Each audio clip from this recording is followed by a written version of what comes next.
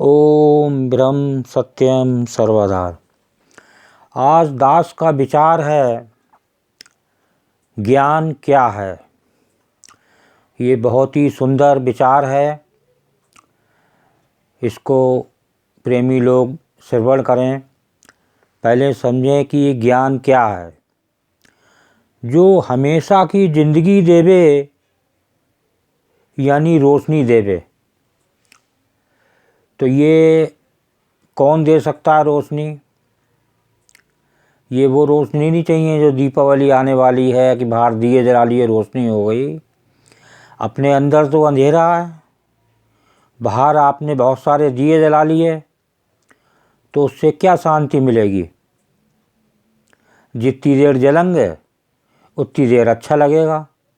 उनका कुछ समय तो है निश्चित बुझने का, जब बुझ जाएंगे फिर अंधेरा।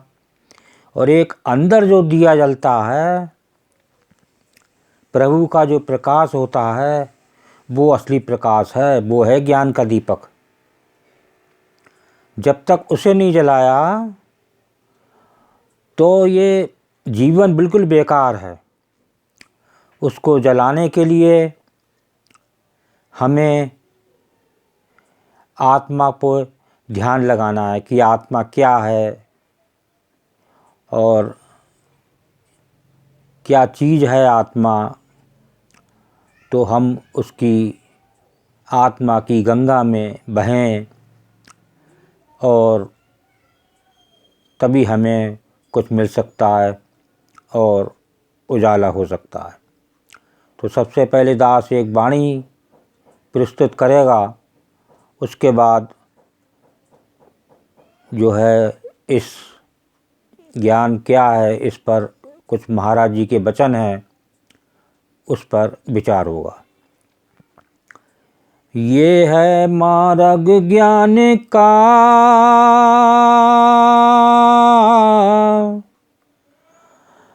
करे स्वरूप प्रकाश। नित ही साधो प्रेम से, निर्भय पाओ बास। देखिए महाराज जी की वाणी ये क्या कह रही है। ये है मार्ग ज्ञान का।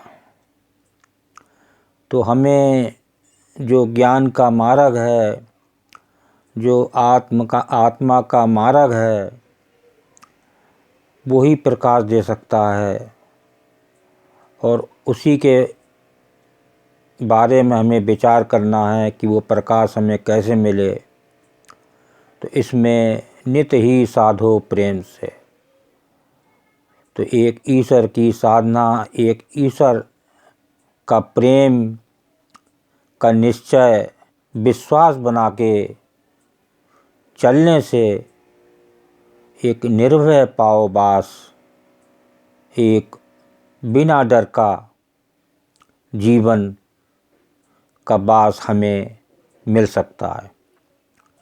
तो वो हमें मिलेगा प्रभु की भक्ति से, प्रभु की लगन से, प्रभु के निश्चय से कि हमारे शरीर में जो आत्मा है वही ज्ञान स्वरूप है। जब हम उसको विचार करेंगे, उसका सिमरन करेंगे, उसके प्रति एक विश्वास बनाएंगे, उसके प्रति एक निश्चय बनाएंगे, तभी हमें कुछ मिल सकता है। ये बाहर ही दीपक जलाने से, मोमबत्ती जलाने से बाहर हम कुछ क्षण के लिए उजाला तो कर सकते हैं, लेकिन उसका हमारे अंदर जो प्रकाश है उससे उसका कोई मतलब नहीं। वो एक बहुत बाहरी सुंदरता है। तो हमें अपना सुंदर अंदर बनाना है, इस शरीर को सुंदर नहीं बनाना है। शरीर सुंदर बनाने से अंदर प्रकाश नहीं होगा जब तक हम एक आत्म तत्व पर विचार ना करें। तो देखिए महाराज जी ये इस वचन में क्या कह रहे हैं। ये पेज 45 पे है। ये ग्रंथ श्री समता विलास पुस्तक है महाराज जी की, और ये वचन नंबर है 44। बहुत ही सुंदर वचन है ये, इसको प्रेमी लोग श्रवण करें। जो अपनी ताकत करके पूर्ण है और जिसको किसी का आसरा नहीं, जिसके समान दूसरा कोई प्रमाण नहीं, अपने आप नित्य प्रकाश जो आनंद स्वरूप है, उस महाशक्ति अकाल स्वरूप का विश्वासी होना ही असली ज्ञान है। कितना सुंदर वचन है। उस आत्म तत्व का, आत्मा का जो प्रकाश है वो हमें कैसे मिले, उसका हमें ज्ञान करना है। और उसको ज्ञान को पाने के लिए ये सबसे आड़े आने वाली चीज़ है वासना, इच्छा, जो हमें इस प्रकाश से बहुत दूर करे हुए। संसारी भोग विलास, संसार की वस्तुएं, ये प्रतिदिन हमें वासना की बढ़ा रही हैं और हमें उस प्रकाश से दूर कर रही हैं। तो क्यों ना हम एक निश्चय बनाएं, एक प्रभु की भक्ति में लग जाएं और उस प्रकाश का आनंद लें जो परमानंद आनंद है। और वो आनंद एक बार मिल जाए तो सारे आनंद बाहरी उसके लिए बेकार। तो देखिए दूसरा वचन इसी महाराज जी की पुस्तक से, पेज 289, 289, वचन नंबर 5। ये भी देखिए बहुत ही सुंदर ज्ञान के लिए ये वचन है, महाराज जी जो बता रहे हैं, इसको श्रवण करें। कोशिश करें कि हम इस वचन के अनुसार अपना जीवन चलाएं, तो शायद हमारे जीवन में परिवर्तन देखने को मिले। जब दूसरे व्यक्ति ये महसूस करें कि इस व्यक्ति में परिवर्तन नज़र आ रहा है, तब समझें परिवर्तन है। अपने आप कहने से कि मुझे अंदर परिवर्तन हो गया, तो वो परिवर्तन नहीं। तो श्रवण करें वचन को। जीव की अशांति का कारण एक वासना ही है, जिसकी कैद में आकर अनेक प्रकार कौतुक को देखता है और भोगने के यत्न में लगा रहता है। वासना का बंधन ही भ्रम मूल है। ये जड़ है जो प्रकाश को हमें पाने नहीं दे रही है, और ये ही भव दुस्तर है। जब तक पूर्ण सद्भाव से यत्न ना किया जावे, तब तक निर्वास होना कठिन है। प्रथम इस भ्रम में फंसे हुए जीव को पता ही नहीं लगता कि वासना दुख का कारण है।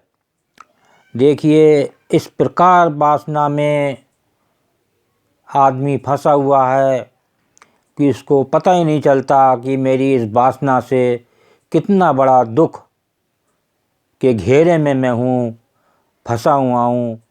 इसीलिए देखिए इस इच्छाओं से परिपूर्ण ये शरीर जब संसार से विदा होता है तो कितना दुख के साथ विदा होता है, कितना वो दुखी होता है। अपने जो भोग विलास, जो वस्तुएं इकट्ठी कर लेता है, उस सारी की सारी यहीं छूट जाती हैं और वो संसार से बहुत ही दुख के साथ ये विदा होता है। आगे इसको श्रवण करें। वासना दुख का कारण है या सुख का, यानी वासना ही को पूर्व करते करते अनेक प्रकार के सत असत कर्मों के भोग में हर वक्त चलायमान रहता है, मगर शांति प्राप्त नहीं होती। इस अधिक दीर्घ रोग का सही विचार करना और फिर सत उपाय करना ही असली ज्ञान है। देखिए कितना सुंदर ये वचन है कि हर आदमी संसार में शांति की तलाश कर रहा है, लेकिन शांति मिले कैसे। ये वासना शांति मिलने ही नहीं देती। देखिए, आज वासनाएं जैसे जैसे कम होंगी वैसे वैसे शांति आपके कदम चूमेगी। ये निश्चित बात है, लेकिन एक विश्वास बनाएं और अपने जीवन को शांतिमय बनाएं और शांतिमय बने और अंदर प्रकाश मिले, तभी ये जीवन सफल होगा। अन्यथा ये भारी प्रकाश करने से कभी भी कोई शांति नहीं मिल सकती। थोड़ी देर खुशी से मिल सकती है बाहर की रोशनी से, लेकिन कभी भी शांति नहीं मिल सकती। तो एक अंत में एक वाणी है और इसके बाद दास वाणी पर विराम देगा। परम आनंद तिसको मिले जो निर्मल करे विचार, नित ही पावे जीत को कबू न होवे हार। देखिए क्या वाणी महाराज जी की संदेश दे रही है कि जिसके विचार निर्मल हों तो उसी को परमानंद मिलता है, उसको ही आनंद मिलता है। अगर निर्मल विचार नहीं है तो वो आनंद से बहुत दूर है। और नित ही पावे जीत को कबू न होवे हार, तो वो कभी भी इसकी हार नहीं होती। जो निर्मल विचार वाला व्यक्ति होता है उसको जब वो एक ईश्वर के अर्पण होके समर्पण होके जब लगेगा और जब उसको आनंद मिलेगा तो इसकी संसार से विजय विजय है, कोई भी उसे हरा नहीं सकता और वो निश्चित इस संसार में आके जीत होके अपना जीवन सफल बनाएगा। ओम ब्रह्म सत्यम सर्वाधार। दास का अगर ये चैनल अच्छा लगा हो तो इसे सब्सक्राइब करें, लाइक करें, शेयर करें। ब्रह्म सत्यम सर्वाधार।